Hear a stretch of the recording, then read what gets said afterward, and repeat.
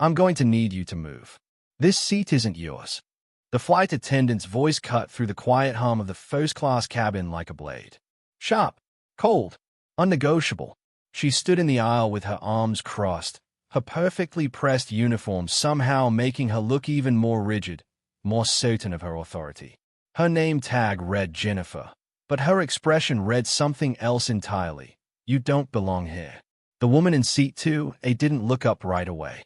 She was scrolling through her phone, finishing an email, her fingers moving with the kind of effortless efficiency that comes from running back-to-back meetings and making million-dollar decisions before most people finish their morning coffee.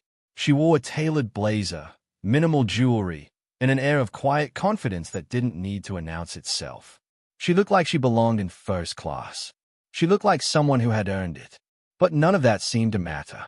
"Excuse me," she finally said, glancing up with calm, steady eyes.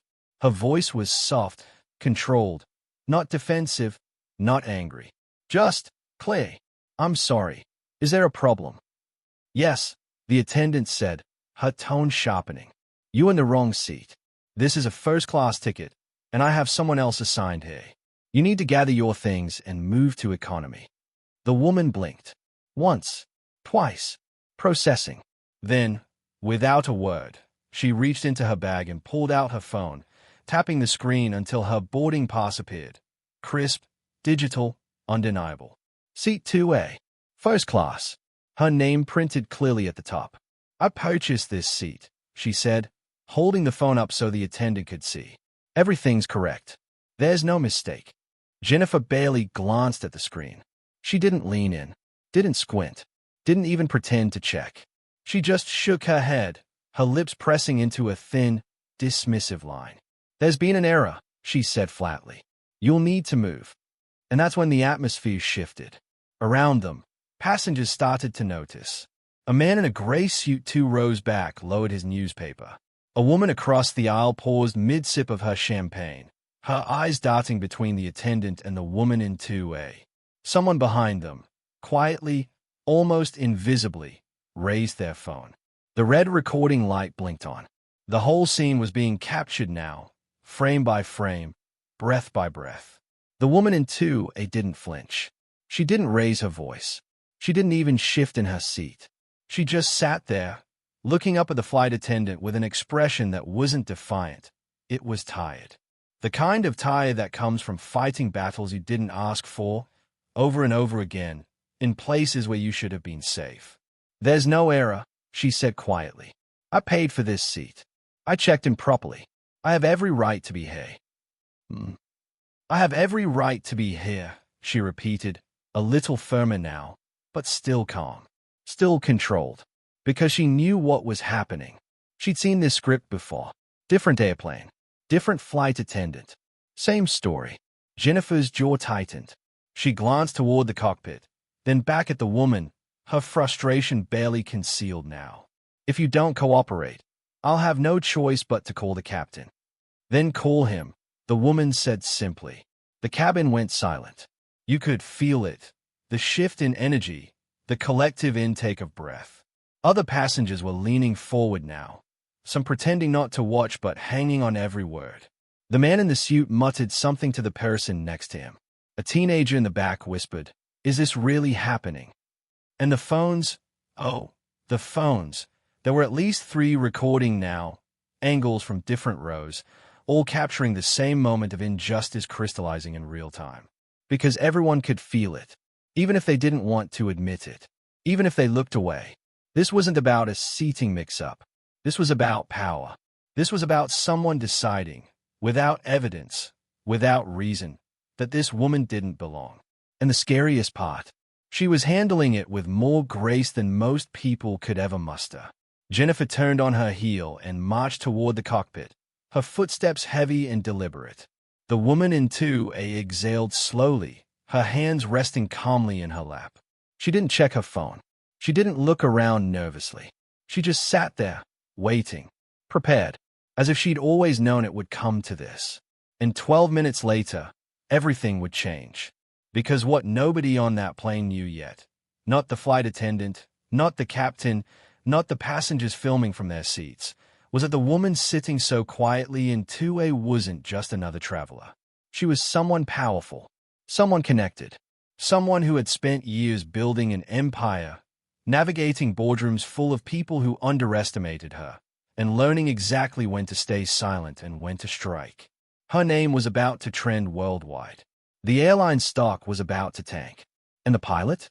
The pilot was about to lose everything. But in that moment, as Jennifer disappeared behind the cockpit door and the cabin held its breath, none of them knew. They just watched. They just recorded. And they waited to see what would happen next. The wait felt eternal. 60 seconds. Maybe 90. But in that suffocating silence, it felt like hours. The woman in 2A remained perfectly still, her gaze fixed somewhere beyond the seat in front of her, as if she'd retreated into some quiet place inside herself when none of this could touch her. But around her, the cabin was stirring, whispers snaking through the rows like poison. "I don't know why she's making such a fuss," a woman in pearls muttered to her husband, loud enough to be heard. "If they're asking her to move, she should just move." "Probably trying to get a free upgrade," someone else added with a snort. "I mean, look at her," another voice chimed in, dripping with judgment. "Does she look like she can afford first class?" The woman in 2A heard it all. Of course she did. But she didn't respond, didn't turn around, didn't defend herself, because she'd learned long ago that engaging with people who had already decided who you were was a waste of breath. They weren't looking for truth. They were looking for confirmation of their assumptions. More phones came out, not to support her, to document her humiliation. Screens glowed in the dimmed cabin light as passengers opened Instagram, Twitter, TikTok. Some were already typing captions. "Drama on Flight 447. Woman refuses to leave first class." One live stream had started, the comment section filling rapidly with strangers weighing in, most of them already taking sides without knowing a single fact. Then the cockpit door opened. The pilot emerged, tall, square-jawed, with silver at his temples and the kind of confident stride that comes from 30 years of being unquestioned. He had the look of someone who'd never been told no, never been challenged, never had to consider that he might be wrong. His eyes swept the cabin, landing immediately on the woman in 2A, and his expression hardened. "Is this the passenger?" he asked Jennifer, his voice clipped and authoritative. "Yes, Captain," she said, stepping aside with visible relief, as if his presence alone would solve everything. He approached slowly, deliberately, like a parent about to discipline a child. When he reached her row, he didn't crouch down to eye level. He didn't soften his tone. He loomed. He said, the word heavy with condescension. "I'm going to need to see some identification. And your boarding pass. The real one. The real one." Those 3 words landed like a slap. The implication was clear. He didn't believe her. Before even looking at her documents, before asking a single question, he had already decided she was lying. That she was a fraud. That she didn't belong. The woman in 2A took a slow breath. Then, without a word, she reached into her bag and pulled out her wallet, sleek, minimalist, expensive leather. She slid out her ID first, placing it on the tray table. Then came her credit card. Not just any credit card. A jet black American Express Centurion card. The kind you don't apply for. The kind they invite you to carry. The kind that comes with a $250,000 spending requirement and benefits most people only read about in articles titled "How the Other Half Lives." She placed it down gently, deliberately, next to her ID. Then she pulled up her boarding pass again on her phone. "First class, seat 2A, purchased 3 weeks ago, confirmation number visible, everything legitimate," and held it up so both the pilot and the flight attendant could see. The pilot glanced at the documents. Barely. His eyes flicked over them the way you'd skim junk mail before tossing it in the trash. He picked up the black card, turned it over once, and handed it back with a dismissive grunt. "Anyone can get one of these," he said coldly. "Doesn't prove you paid for this seat." It was a lie, and everyone who knew anything about those cards knew it was a lie. But he said it anyway, because the truth didn't matter. What mattered was maintaining control, maintaining the narrative, making sure she knew her place. Jennifer nodded along, emboldened now. "We have the right to verify suspicious activity," she added, her voice gaining confidence. And frankly, this whole situation feels off. Off. That was the word she used. Not mistaken. Not unclear. Off. As if the woman's very presence was wrong. As if her calm refusal to be humiliated was somehow proof of guilt. Behind them, the livestream view count ticked upward. 300. 500. 1,000. The comments section exploded. Some defended her. Many didn't. But everyone was watching. Everyone had an opinion. And the airline, blissfully unaware, was about to become the villain in a story that would define their quarter. The woman in 2A finally looked up at the pilot. Her expression hadn't changed. She wasn't angry. She wasn't afraid. She was just done. I've shown you everything you asked for, she said quietly. And I'm not moving. The pilot's face flushed red. His authority had been questioned, politely, calmly, but questioned nonetheless, and in front of a cabin full of witnesses. That was unacceptable. He straightened his shoulders, his jaw tightening, and pulled out his radio with theatrical precision. Ground security to gate 12. We have a passenger refusing to comply. I need immediate assistance. His voice boomed through the cabin, deliberate and loud, designed to intimidate. To make an example, to remind everyone watching that he was in charge here, not her. The announcement crackled over the PA system a moment later. Ladies and gentlemen, we're experiencing a slight delay. We'll update you shortly. A slight delay. That's what they called it. But everyone knew what it really meant. The clock started ticking. 10 minutes until their scheduled departure. 9. 8. And with every passing second, the tension in the cabin ratcheted higher. The woman in 2A didn't move. Didn't fidget. Didn't pull out her phone to text a lawyer or call a friend. She just sat there, hands folded in her lap, breathing slowly and evenly, as if she were meditating through a storm she'd seen coming from miles away. But around her, chaos was building. Phones were everywhere now. At least a dozen passengers were recording angles from every direction. The live stream that had started with a few hundred viewers now read 14,000. Then 22,000. Then 38,000. The numbers climbed so fast the counters seemed to glitch. Comments flooded in faster than anyone could read them. What is happening? This is absolutely disgusting. She has every right to be there. Why aren't people helping her? Someone find out who she is. The cabin had become a digital amphitheater, and the whole world was watching. Jennifer stood near the galley, arms crossed, whispering urgently to another flight attendant. The pilot paced near the cockpit door, checking his watch every few seconds, his confidence starting to crack at the edges. Because this was taking too long. This was supposed to be simple. She was supposed to fold. They always folded. But she wasn't folding. 7 minutes to departure. The woman in 2A finally spoke again, her voice calm and clinical, like a surgeon making an incision. Before security arrives, I'd like to clarify something. Under FAA Regulation 14 CFR Part 250, you can deny boarding to a passenger, but only under specific conditions, overbooking, safety, or health concerns. None of those apply here. I've boarded. I have a valid ticket. I've presented identification. So I'd like to know, Captain, on what legal grounds are you asking me to leave this aircraft? The pilot froze. It wasn't the question itself that stopped him. It was the way she asked it. Precise. Informed. Without a trace of emotion. She wasn't guessing. She wasn't bluffing. She knew the law. And wise, she knew he didn't. I don't need to explain myself to you, he snapped, but his voice wavered just slightly. Just enough. You do. Actually, she replied, her tone still even. Especially if you're planning to involve law enforcement. Because when they arrive, they're going to ask you the same question.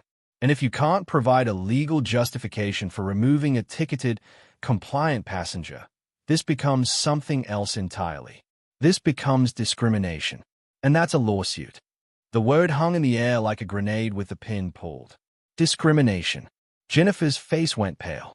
The pilot's eyes darted toward the cameras, suddenly aware, truly aware, that every word, every decision, Every moment of this confrontation was being documented in high definition and broadcast to tens of thousands of people in real time. 6 minutes to departure. The live stream hit 51,000 viewers. And then the cabin door opened. 2 security officers stepped aboard, one older, one younger, both in crisp uniforms with badges that caught the overhead light. They looked serious, professional, ready to handle a problem. But as they approached row 2, something shifted. The older officer glanced at the woman in 2A, then at the pilot, then at the crowd of passengers filming with their phones held high like torches. He hesitated. "Captain," the officer said slowly, "what's the situation here?" The pilot opened his mouth to respond, but before he could, the woman in 2A spoke first. "I'm a paying passenger with a valid first-class ticket," she said, her voice clear and steady. "I provided my boarding pass, my ID, and my credit card. I've complied with every request, and I've asked for a legal justification for my removal. I haven't received one." The security officer's eyes narrowed. Not at her, at the pilot. "Is that accurate?" he asked. The pilot sputtered. There was a mix-up with the seat assignment." "Is her ticket valid?" the officer pressed. Silence. 5 minutes to departure. The younger officer pulled out his tablet, typing quickly. The older one leaned in toward the woman, his voice low. "Can I see your boarding pass?" She handed him her phone without hesitation. He studied it, scanned the barcode with his device. Check the name. Check the seat. His expression shifted, not to suspicion, but to confusion. Then concern. He looked up at the pilot. "Captain, this ticket is legitimate. There's no flag on her account. No issue with payment. She's exactly where she's supposed to be." The pilot's face drained of color. The live stream hit 73,000 viewers. And somewhere in the back of the cabin, someone whispered the question everyone was thinking. Who is she? 4 minutes to departure. The security officer was still staring at his tablet, cross-referencing the boarding pass with the manifest, when the woman's phone buzzed. Once, twice, a steady vibration that cut through the tension like a warning bell. She glanced at the screen. Her expression didn't change, didn't soften, didn't harden, but something flickered in her eyes. Recognition, maybe resignation. She silenced the call and slipped the phone back into her bag. But 30 seconds later, it buzzed again. This time, she didn't silence it. She just let it sit there, vibrating on the tray table, the name on the screen visible to anyone close enough to see. Corporate HQ. Priority. Jennifer noticed. So did the pilot. His eyes locked onto that screen like it was a ticking bomb. "You can answer that if you need to," the older security officer said carefully, his tone shifting, no longer interrogative, but cautious. Professional. As if he just realized he might be standing in the middle of something much bigger than a seating dispute. "It's fine," the woman said quietly. "They'll call back." And they did. But this time, the phone that rang wasn't hers. It was the pilot's. The sound cut through the cabin like a gunshot, a sharp, shrill ringtone that made everyone turn. The pilot fumbled for his phone, pulled it from his pocket, and stared at the caller ID. His face went from red to white in the span of a heartbeat. He looked at Jennifer, then at the woman in 2A, then back at his phone. He answered. "Captain Dalton," he said, his voice tight, almost strangled. The cabin went dead silent. Every passenger, every phone, every pair of eyes was locked on him now. Even the security officers stepped back slightly, sensing the shift in power before anyone else did. Whatever was being said on the other end of that call, it wasn't good. The pilot's jaw clenched. His free hand balled into a fist at his side. His eyes widened, then narrowed, then widened again as if he were processing information that didn't make sense, that couldn't make sense. "Yes, sir," he said quietly. "I understand. Yes. She's here. Yes, sir. Right away." He ended the call. His hand was shaking. The woman in 2A didn't say a word. She didn't gloat, didn't smile, didn't even look at him. She just sat there, as calm as she'd been from the beginning, as if she'd known all along how this would end. The pilot cleared his throat. Once, twice. He looked like a man trying to swallow glass. He said, his voice barely above a whisper, "I apologize. There's been a Misunderstanding. A misunderstanding. That's what he called it. You're welcome to remain in your seat, he continued, the words coming out stiff and mechanical, like a script he'd been forced to memorize at gunpoint. We'll be departing shortly. Jennifer's mouth fell open. The passengers around them erupted in whispers, confusion rippling through the rows. The livestream comments section exploded. Thousands of messages flooding in every second, everyone demanding to know what just happened, who she was, why the pilot had gone from authoritarian to apologetic in the span of one phone call. The older security officer stepped forward. Captain, what's going on? The pilot didn't answer. He just turned and walked back toward the cockpit, his shoulders slumped, his stride no longer confident but defeated. Humiliated. But the woman in 2A, she finally moved. She reached into her bag, pulled out a business card, and handed it to the security officer without a word. He took it, read it, and his eyes went wide. Dr. Alana Cross, Chief Executive Officer, Meridian Global Logistics. Meridian Global. The name hit like a freight train. One of the largest supply chain and logistics companies in the world. A corporation that managed cargo routes, freight partnerships, and contracted deals with dozens of airlines, including this one. Hundreds of flights, thousands of routes, millions of dollars in annual revenue. And she wasn't just an executive. She was the CEO, the person at the very top. The officer handed the card back slowly, his face a mixture of shock and second-hand embarrassment. He said quietly, I'm very sorry for the confusion. She took the card, slipped it back into her wallet, and nodded once. Thank you. The younger officer muttered something under his breath and turned away. Jennifer stood frozen near the galley, her face ashen, her career flashing before her eyes.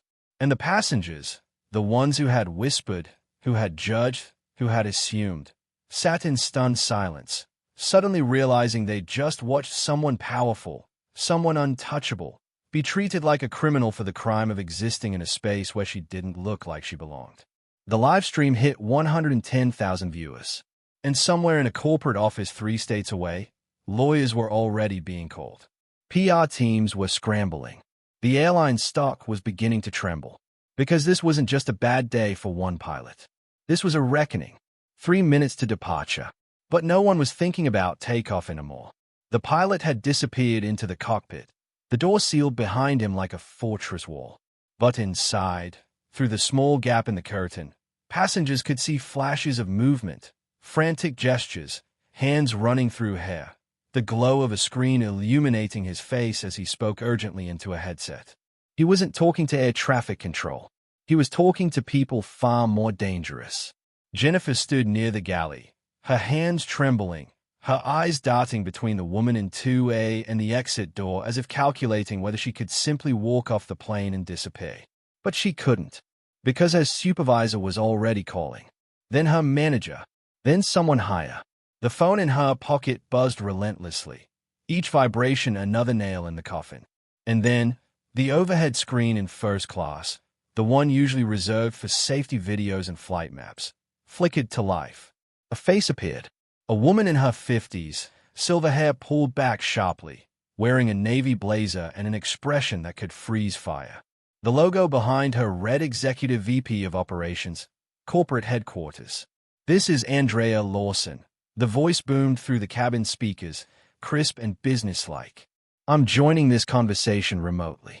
Captain Dalton, are you listening? There was a pause. Then the cockpit door cracked open, and the pilot stepped out, his face pale and slick with sweat. Yes. Good. I want you to explain to me, in front of these passengers and the security personnel present, why a confirmed, paid, first-class passenger was asked to leave his seat. The pilot opened his mouth, closed it, opened it again. There was confusion about the ticket. Confusion, Andrea repeated flatly. Was her boarding pass scanned? Yes. Was it valid? Yes, but was there an overbooking situation? No. A safety concern. Silence. Captain Dalton, Andrea said, her voice dropping to something colder, sharper. Did you have any legitimate reason to remove Dr. Alana Cross from her purchase seat? The use of her name, Her title sent a shockwave through the cabin. Dr. Cross, CEO. The passengers who had been filming, who had been whispering, suddenly looked at their phones, typing frantically, searching her name. Within seconds, the search results flooded in. Articles, LinkedIn profiles, Forbes interviews, photos of her shaking hands with government officials, standing on stages at industry summits, being honored for breaking barriers in a field that had tried to keep her out. She wasn't just successful. She was powerful, and they had treated her like a criminal. The pilot stammered. I was responding to a report from my crew that the situation seemed. Seemed what? Andreas snapped. Finish that sentence, Captain. He didn't. He couldn't. Because finishing that sentence meant saying the quiet part out loud. Saying that Dr. Cross didn't look like she belonged. That her presence felt wrong to him. That his assumptions, his biases, his prejudices had overridden every protocol, every piece of evidence, every shred of professionalism. Andrea's face hardened. Let me help you. Then, I have in front of me your personnel file. 3 complaints in the last 18 months. 2 involve allegations of discriminatory behavior toward passengers. 1 was dismissed due to lack of corroborating evidence. The other was settled internally. And now, this. Tell me, Captain, what do you think the pattern suggests? The cabin was so quiet you could hear the hum of the ventilation system. Jennifer, standing near the galley, let out a small, choked sound, half sob, half gasp, and covered her mouth with her hand. She knew this wasn't just about the captain anymore. She'd been complicit. She'd escalated it. She'd treated Dr. Cross with contempt, with suspicion, with cruelty. And now it was all on camera. All time-stamped. All catalogued forever in the digital hellscape of social media where careers went to die. The older security officer stepped back, his hands raised slightly as if to distance himself from the whole affair. The younger one had already moved toward the exit, clearly wanting no part of what was about to happen. And then Dr. Cross spoke. Her voice was calm, measured, but it carried weight. This isn't about one flight attendant or one pilot, she said, looking directly at the screen where Andrea's face still hovered. This is about a system that allows people like me to be questioned, humiliated, and removed, not because of anything we did, but because of who we are. I've flown first class on this airline 24 times in the past year alone, and this is the 3rd time I've been asked to prove I belong there. The cabin erupted in murmurs. Phones tilted closer to capture her words. 3 times, she repeated. And every time, I've stayed quiet. I've moved on. I've let it go because fighting felt exhausting and pointless. But not today. Today, you made this public. You escalated this in front of cameras, in front of witnesses, in front of the world. So let's talk about it publicly. Let's talk about the policies that allow this. Let's talk about the training that fails to prevent it. And let's talk about accountability. Andrea's jaw tightened on the screen. Not in anger at Dr. Cross, but in understanding, in recognition that this moment had just become much bigger than one incident. This was about to be a reckoning. Dr. Cross, Andrea said carefully, I want to personally apologize. This should never have happened. And I promise you, it won't happen again. With respect, Dr. Cross replied, I've heard that before. The live stream hit 200,000 viewers. News outlets were already picking up the footage. Headlines were being drafted in real time. And somewhere, deep in the corporate machinery, executives were realizing that this wasn't just bad PR. This was a crisis. The screen went dark. Andrea had disconnected, leaving behind only the ghost of her warning and the heavy silence that followed. The pilot stood frozen in the aisle, his uniform suddenly looking too tight, too formal, too much like a costume he no longer had the right to wear. Jennifer had sunk into a jump seat near the galley, her face buried in her hands, shoulders shaking.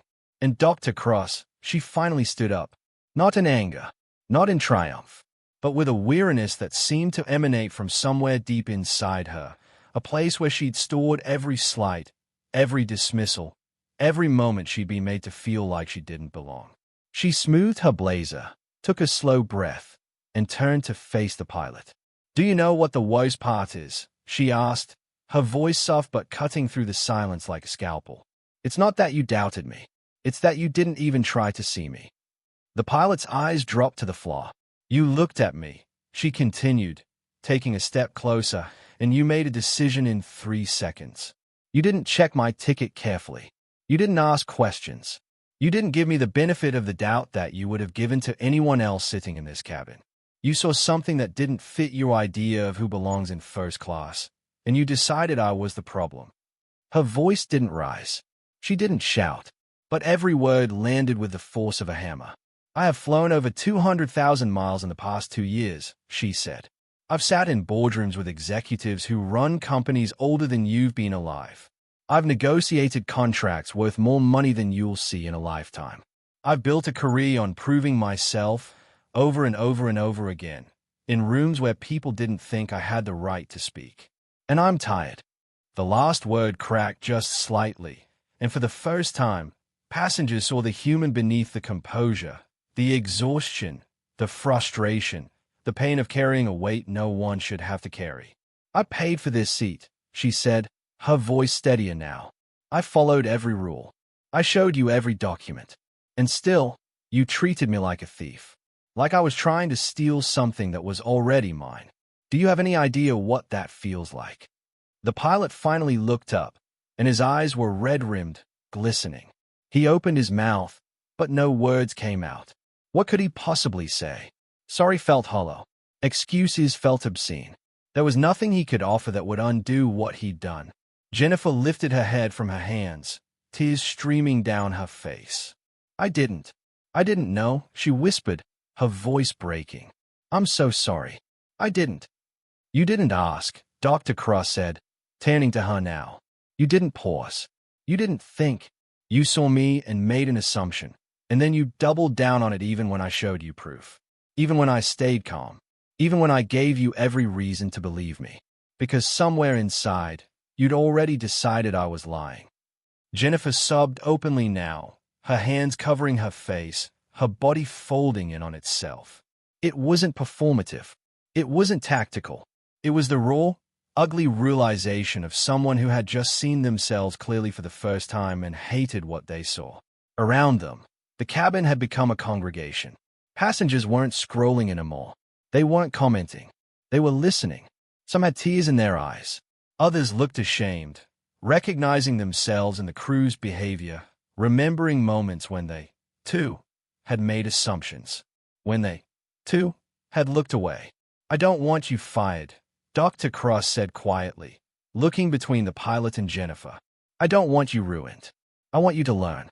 I want you to understand that every person who boards this plane has a story, has a life, has fought battles you know nothing about. And when you treat someone like I was treated today, you're not just enforcing policy. You're telling them they don't matter, that they are not worthy, that no matter what they've accomplished, no matter who they've become, they'll always be judged by the parts of themselves they can't change." She paused, letting the words settle. "I had to prove my humanity today," she said, her voice barely above a whisper now, "just to sit in a seat I paid for. And I shouldn't have to do that. No one should." The pilot's face crumpled. His hands shook at his sides. "I'm sorry," he said, his voice hoarse and broken. "I'm so sorry." It wasn't enough. They both knew it, but it was all he had. Dr. Cross nodded once, then turned and sat back down in seat 2A. She didn't say anything else, didn't demand further apologies or explanations. She'd said what needed to be said. The rest was up to them. The live stream had reached over 300,000 viewers. But for once, the comment section had gone quiet. People were watching, really watching. And for many of them, something inside had shifted, just a little, just enough to make them think twice the next time they saw someone who didn't fit their expectations. Because that's what moments like this do. They crack something open. They force you to look at the parts of yourself you've been avoiding. And if you're brave enough, if you're honest enough, they change you. The plane never took off. 2 minutes after Dr. Cross sat back down, another call came through, this time to the entire crew. Corporate had made the decision swiftly, decisively, and without room for negotiation. Flight 447 was grounded. All passengers would be rebooked. Captain Dalton was to disembark immediately and report to headquarters. Jennifer and the rest of the flight crew were suspended pending a full investigation. The passengers were escorted off the plane in stunned silence, most of them still filming, still processing what they'd just witnessed. Dr. Cross gathered her belongings quietly, thanked the security officers who had ultimately sided with her, and walked off the aircraft with the same calm dignity she'd carried throughout the entire ordeal. But the story didn't end there. By the time she reached the terminal, the video had gone fully viral. Not just thousands of views, millions. News outlets were picking it up. CNN ran a segment within 2 hours. The Washington Post published an editorial by evening. Twitter was ablaze with hashtags, #SeatAtTheTable, #JusticeForDrCross, #FlyWithDignity. Her name trended worldwide for 3 consecutive days. The airline's CEO issued a public apology within 24 hours, a rare, unscripted video message acknowledging the failure, the harm, and the systemic issues that had allowed it to happen. "We did not live up to our values," he said, his voice heavy with regret. "And we will do better." But Dr. Cross didn't want apologies. She wanted action, and she got it. Within a week, the airline announced a comprehensive overhaul of its training programs. Every employee, pilots, flight attendants, gate agents, ground staff, would undergo mandatory anti-discrimination and implicit bias training. A third-party oversight committee would be established to review complaints. Passengers would have a direct hotline to report incidents without fear of retaliation. The policies weren't symbolic. They were binding. Captain Dalton was terminated, not because Dr. Cross demanded it, but because the internal investigation uncovered a pattern too disturbing to ignore. The complaints Andrea had mentioned weren't isolated. There were more testimonies from passengers who had been too afraid to speak up, incidents that had been swept under the rug, behaviors that had been excused as misunderstandings for far too long. His career was over, and it was a direct result of his own choices. Jennifer was suspended for 3 months without pay. But unlike the captain, she was given a chance. She attended every training session. She met privately with advocacy groups. She read books, listened to stories, confronted the biases she didn't know she carried. And when she returned to work, she was different. Not perfect, but aware. And that awareness became her strength. Months later, the stories began to surface. A black businessman in Dallas refused to move when a gate agent questioned his business class ticket. He held up his phone, showed the viral video, and said, "I know my rights, and I'm not going anywhere." The agent backed down. The man boarded without incident. A young transgender woman in Seattle was misgendered repeatedly by a flight attendant. Instead of staying silent, she calmly asked for a supervisor and cited the airline's new policies. The attendant apologized. The supervisor intervened. The woman flew home with dignity intact. A mother traveling with her autistic son was told by another passenger to control her kid or get off the plane. But this time, 3 other passengers stood up and said, "She has every right to be here, and so does her son." The complaining passenger backed down. The mother cried, not from shame, but from relief. These stories spread, not as viral sensations, but as quiet victories, as moments where people remembered what they'd seen on that plane, what Dr. Cross had said, and decided they wouldn't stay silent anymore. They wouldn't accept injustice as inevitable. They wouldn't let cruelty win without a fight. Dr. Cross herself didn't seek the spotlight. She returned to her work, leading her company through record-breaking growth, negotiating deals that reshaped global logistics. But she also started speaking publicly, not as a celebrity, but as someone who had lived through something too many people face in silence. She gave a TED Talk titled "The Seat You Paid For," which was viewed over 10 million times. She partnered with civil rights organizations. She funded scholarships for young people from marginalized communities pursuing careers in aviation and business. And in interviews, when people asked her if she regretted what happened, if she wished she'd handled it differently, she always gave the same answer. "I regret that it happened at all, but I don't regret standing my ground." Because the moment you accept being treated as less than human, you teach the world that it's okay to treat you that way. And it's not. It never will be. 1 year later, The airline released a report showing a 63% drop in discrimination-related complaints. Other airlines began adopting similar policies. Industry conferences hosted panels on equity and inclusion. Flight crew unions revised their training standards. The culture was shifting, not everywhere, not all at once, but enough to matter. And it all started because one woman refused to move from a seat she'd paid for. Because she knew her worth. Because she stayed calm when the world wanted her to break. Because she turned a moment of humiliation into a movement for change. That's the power of standing up. Not with violence, not with cruelty, but with clarity, dignity, and an unshakable belief that you deserve to be treated with respect. So the next time you see injustice, whether it's happening to you or to someone else, remember Dr. Cross in Seat 2A. Remember that silence protects nothing but the status quo. And remember that sometimes, refusing to move is the most powerful thing you can do. Because change doesn't start in boardrooms or courtrooms. It starts in moments like these.